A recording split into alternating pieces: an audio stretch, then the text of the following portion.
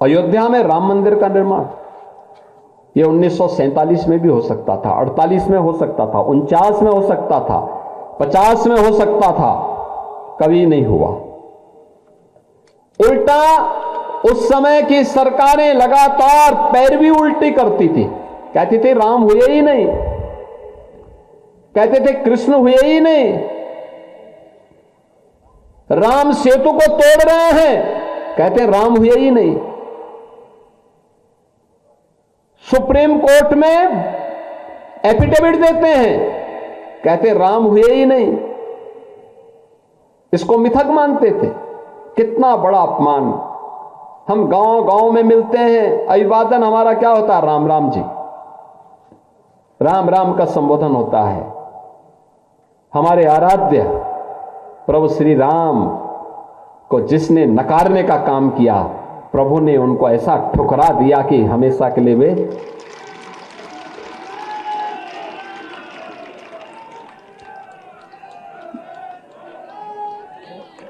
आप सोचो ना, उन्होंने राम को ठुकराया, राम को नकारा, राम ने उनको ठुकरा दिया। और आज तो राम मंदिर, आपने देखा होगा अयोध्या में राम मंदिर का निर्माण कितना भव्य तरीके से आगे बढ़ चुका है। भव्य राम मंदिर का निर्माण अयोध्या धाम में हो गया।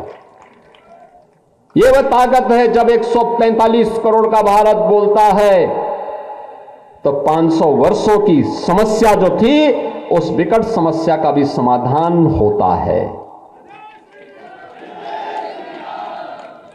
जब भी हम एकजुट होकर के बोलेंगे, सोचेंगे, एक सामूहिक प्रयास करेंगे, राम मंदिर जैसी सफलता प्राप्त होगी। कोई ताकत आपको रोक नहीं सकती है।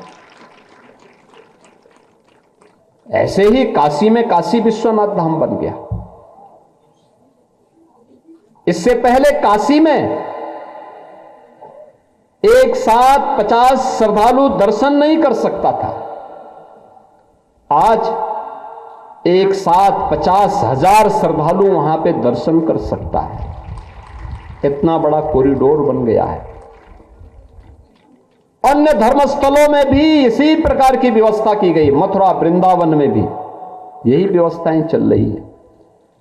बहनों और भाइयों, करने की इच्छा शक्ति होनी चाहिए। व्यक्ति के मन में भाव हो।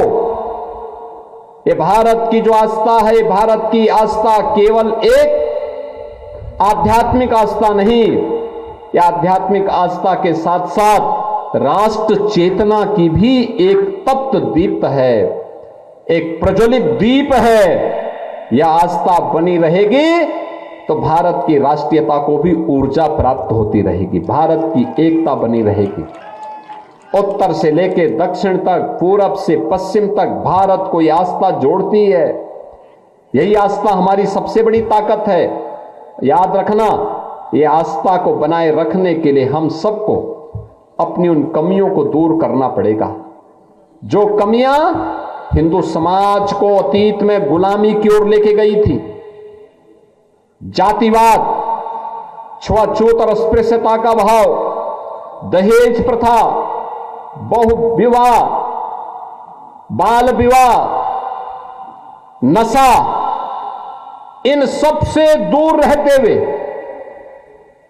हमें विशुद्ध रूप से देश और धर्म के हित में सोचना है, कार्य करना है।